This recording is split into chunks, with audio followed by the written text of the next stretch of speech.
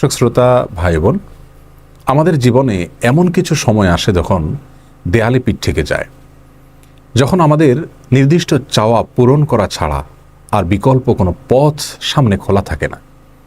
এ ধরনের পরিস্থিতিতে আল্লাহ রাব্বুল আলামিনের কাছে আমাদের মনের একান্ত কামনা বাসনাগুলোকে পূরণ করবার জন্য একটি বিশেষ পথ বাতলেছেন আমাদেরকে প্রিয় নবী সাল্লাল্লাহু আলাইহি ওয়াসাল্লাম, আর সেটি হলো ইসমে আযম। ইসমে আযম মানে হলো মহান নাম। আল্লাহ রাব্বুল আলামিনের এই ইসমে আযম তথা মহান নামের মাধ্যমে কোনো কিছু চাওয়া হলে তিনি সেটা পূরণ করেন। এই নামের মাধ্যমে আল্লাহকে ডাকা হলে তিনি সেটাকে সাড়া দেন। এ মর্মে নবী আলাইহিস সালামের অনেকগুলো হাদিস রয়েছে। অনেক উলামা একরাম ইসমে আযম সম্পর্কে বলেছেন যে এটি হলো আল্লাহ রাব্বুল আলামিনের যে মূল নাম আল্লাহ, সেটি তার অনেকগুলো গুণবাচক নাম আছে। তমধ্য থেকে আল্লাহ রাব্বুল আলামিনের যে মূল নাম আল্লাহ, এই আল্লাহ এই নামের মাধ্যমে আল্লাহ রাব্বুল আলামিনকে ডেকে যদি বান্দা কোনো কিছু চান কায় মনোবাক্যে অন্তরের গভীর থেকে, তাহলে সে দোয়া আল্লাহ রাব্বুল আলামিন অবশ্যই কবুল করেন। এজন্য কোনো কিছু আল্লাহ রাব্বুল আলামিনের কাছে চাওয়ার আগে যদি আল্লাহ বলে ডেকে ভালোবাসা থেকে, আস্থা থেকে, ভরসা থেকে, কায় মনোবাক্যে দীনতাহীনতার সাথে আল্লাহকে ডেকে যদি কেউ দোয়া করেন, তাহলে সে দোয়া আল্লাহ রাব্বুল আলামিন ফিরিয়ে দেন না। ইসমে আযম সম্পর্কে আরও নির্দিষ্ট করে আমরা নবী আলাইহিস সালামের যে হাদিসটি দেখতে পাই, সেটি তিরমিজিতে বর্ণিত হয়েছে, আরও বিভিন্ন হাদিসের কিতাবে বর্ণিত হয়েছে। সে হাদিস সম্পর্কে বিশ্ববিখ্যাত হাদিসবিদ হাফিজ ইবনে হাজার আল আসকালানী রাহিমাহুল্লাহ ফাথুল বারীতে লিখেছেন যে ইসমে আযম সম্পর্কে সবচেয়ে বিশুদ্ধতম হাদিস হলো এটি। আর সেটি হলো এই যে বুরায়দা রাদিয়াল্লাহু আনহু বর্ণনা করেছেন, এক ব্যক্তি নামাজের মধ্যে একবার কিছু বাক্য বলে উঠলেন। নবী সাল্লাল্লাহু আলাইহি সাল্লাম তার কথাগুলো শুনলেন। তিনি বলে উঠলেন, আল্লাহুম্মা ইন্নী আসআলুকা বিআন্নী আশহাদু আন্নাকা আনতাল্লাহ লা ইলাহা ইল্লা আনত আল আহাদুস সামাদ আল্লাযী লাম ইয়ালিদ ওয়া লাম ইউলাদ ওয়া লাম ইয়াকুল লাহু কুফুয়ান আহাদ। তার মুখে এই বাক্যগুলো শুনে নবী আলাইহিস সালাম বলেছেন, নিশ্চয়ই এই লোকটি ইসমে আযম পাঠ করেছে। ইসমে আযমের মাধ্যমে আল্লাহ রাব্বুল আলামিনের কাছে কোনো কিছু চাওয়া হলে তিনি সেটা ফিরিয়ে দেন না। এর মাধ্যমে আল্লাহকে ডাকলে তিনি অবশ্যই তাতে সাড়া দেন।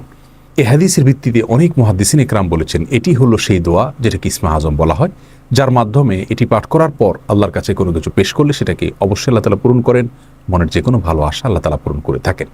দোয়াটি আবারও বলছি, আল্লাহুম্মা ইন্নী আসআলুকা বিআন্নী আশহাদু আন্নাকা আনতাল্লাহ লা ইলাহা ইল্লা আনত আল আহাদুস সামাদ আল্লাযী লাম ইয়ালিদ ওয়া লাম ইউলাদ ওয়া লাম ইয়াকুল লাহু কুফুয়ান আহাদ। যার অর্থ হলো, হে আল্লাহ, আমি আপনার কাছে প্রার্থনা করছি এই মর্মে যে, এই জন্য যে, এই ভিত্তিতে যে আমি সাক্ষ্য দেই আপনি আল্লাহ, আপনি ছাড়া সত্যিকারের কোনো মাবুদ নেই, আপনি কারো মুখাপেক্ষী নন, আপনি একক, এবং আপনি কাউকে জন্ম দেননি, আপনাকেও কেউ জন্ম দেয়নি, এবং আপনার সমকক্ষ আর কেউ হতে পারে না। এই বাক্যগুলো পাঠ করে আল্লাহর বড়ের কাছে কোনো চাওয়া পেশ করলে তিনি অবশ্যই সেটি পূরণ করেন। কেউ যদি অত্যন্ত সংক্ষেপে ইসমে আযমের মাধ্যমে দোয়া করতে চান, তাহলে তিনি আল্লাহ রাব্বুল আলামিনের প্রতি আন্তরিকতা, ভালোবাসা, শ্রদ্ধা, বিশ্বাস, ভক্তি এবং ভরসা রেখে আল্লাহকে ডেকে ডেকে মায়ার সাথে, মমতার সাথে আল্লাহর অনুগ্রহগুলোর কথা স্মরণ করে আল্লাহকে ডেকে ডেকে তার মনের চাওয়াগুলো পূরণ করবেন। এটা হবে ইসমে আযমের সবচেয়ে ছোট ভার্সন। আর যদি কারোর হাতে সময় থাকে, তাহলে তিনি ইসমে আযমের যে দোয়াটি আমরা কথা বলেছি, আল্লাহুম্মা ইন্নী আসআলুকা বিআন্নী আশহাদু আন্নাকা আনতাল্লাহ লা ইলাহা ইল্লা আনত আল আহাদুস সামাদ আল্লাযী লাম ইয়ালিদ ওয়া লাম ইউলাদ ওয়া লাম ইয়াকুল লাহু কুফুয়ান আহাদ। এই দোয়াটা তিনি পাঠ করবেন, করে আল্লাহর কাছে তার চাওয়া পেশ করবেন। জীবনের কঠিন মুহূর্তগুলোতে বিশেষ করে এই ইসমে আযম পাঠ করে আল্লাহর কাছে দোয়া করব, সেটা অবশ্যই আল্লাহ তাআলা কবুল করবেন যদি দোয়ার মৌলিক শর্তগুলো আমরা পূরণ করে থাকি। হালাল বক্ষণ করা, কায় মনোবাক্যে দোয়া করা এবং দোয়ার ক্ষেত্রে আন্তরিকতা এবং ঐকান্তিকতা থাকা, এই বিষয়গুলোকে যদি খেয়াল করে আমরা দোয়া করি, ইনশাআল্লাহ বিইذনিল্লাহ আল্লাহ তাআলা আমাদের সে দোয়া পূরণ করবেন। কোনো কারণে সে দোয়া যদি পূরণ হতে আমরা না দেখি, তাহলে সন্দেহাতীতভাবে আমাদের বিশ্বাস রাখতে হবে এটা পূরণ এই মুহূর্তে না হওয়ার মাঝে আমাদের জন্য কল্যাণ নিহিত আছে। আল্লাহ তাআলা এর বিনিময়ে আমাদেরকে আখিরাতে দিবেন। এছাড়াও দোয়া ইউনুসের মাধ্যমে লা ইলাহা ইল্লা আনতা সুবহানাকা ইন্নী কুনতু মিনাজ জালিমিন, এটা পাঠ করেও যদি কেউ দোয়া করেন, তার মাধ্যমে আল্লাহর বর্ণনা দোয়া কবুল করেন। এবং হাদিস বর্ণিত হয়েছে আল্লাহ তাআলা আমাদের সবাইকে ইসমে আযমের মাধ্যমে আল্লাহর কাছে জীবনের কঠিন মুহূর্তগুলোতে দোয়া পেশ করার তৌফিক দান করুন। আসসালামু আলাইকুম ওয়া রাহমাতুল্লাহি।